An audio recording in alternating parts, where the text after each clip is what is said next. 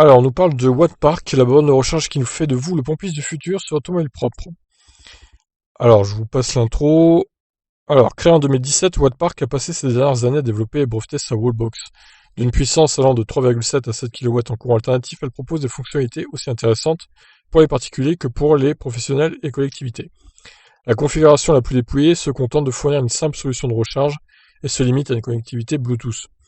La borne la plus élaborée ajoute une connexion Internet et permet la réservation ainsi que le paiement à distance via une application smartphone. Les clients qui le souhaitent peuvent également opter pour un module OCPP et un lecteur RFID qui autorise la recharge via un badge d'opérateur de mobilité comme ChargeMap, EasyVia, EasyTrip, etc. La borne peut aussi communiquer avec une barrière de parking pour autoriser l'accès de l'utilisateur au point de charge.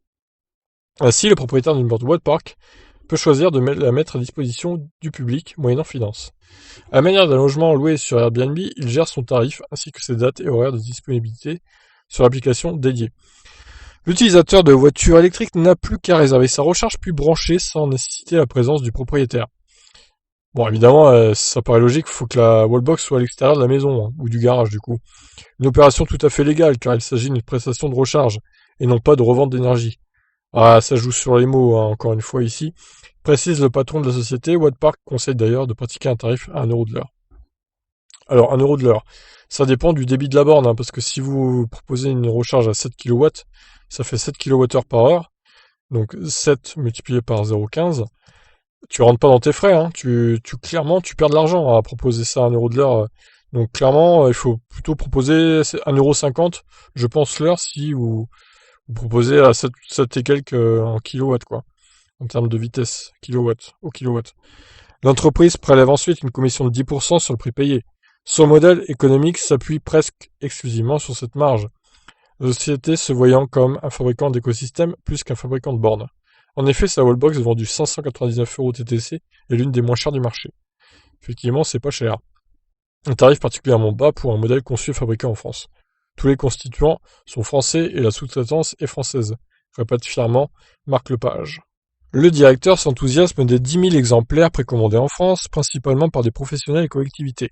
10 000 autres unités auraient été réservées à l'étranger et des lettres d'intention signées pour des quantités colossales de bornes, affirme-t-il. Notre modèle est d'en fabriquer un grand nombre, 1000 par jour, explique Marc Lepage. L'atelier actuel de Wattpark, situé à Saclas, dans le 91, n'étant pas dimensionné pour satisfaire cette demande, l'entreprise va bientôt inaugurer un nouveau site de production dans le même département. L'usine sera opérationnelle fin 2020, au moment où Wattpark lancera une seconde levée de fonds d'un montant de 3 millions d'euros. Les fonds serviront aussi à recruter, l'équipe comptant aujourd'hui seulement 5 salariés. Depuis juillet 2020, il est possible de précommander une borne via le site internet de Wattpark pour une livraison à partir de décembre. Plus tard, la wallbox sera commercialisée via différents e-commerçants, et notamment Amazon. L'application smartphone dédiée arrivera sur les App Store en novembre. Eh ben, c'est un super projet là, qu'ils ont chez Wattpark. Bon, alors évidemment, certains propriétaires de cette borne qui la proposent à un accès public, je pense qu'ils vont se faire plaisir, hein, sur les prix. Certains proposeront 1,50 €, voire peut-être 2 ou 2,50 € de l'heure. Mais bon, en tout cas, l'intention est là et c'est une très bonne idée, je trouve. Ça pourra permettre des petits dépannages au cas où certaines bornes sont en rade, hein, vu qu'en France, on n'est pas très bien loti au niveau des bornes de recharge. Bon, évidemment, ça va pas très vite, hein, 7 kW, il va falloir prendre son mal en patience, mais ça peut dépanner. Sur ce, je vous laisse réagir. Qu'est-ce que vous en pensez? Est-ce que vous allez acheter une wallbox Wattpark? Ciao tout le monde.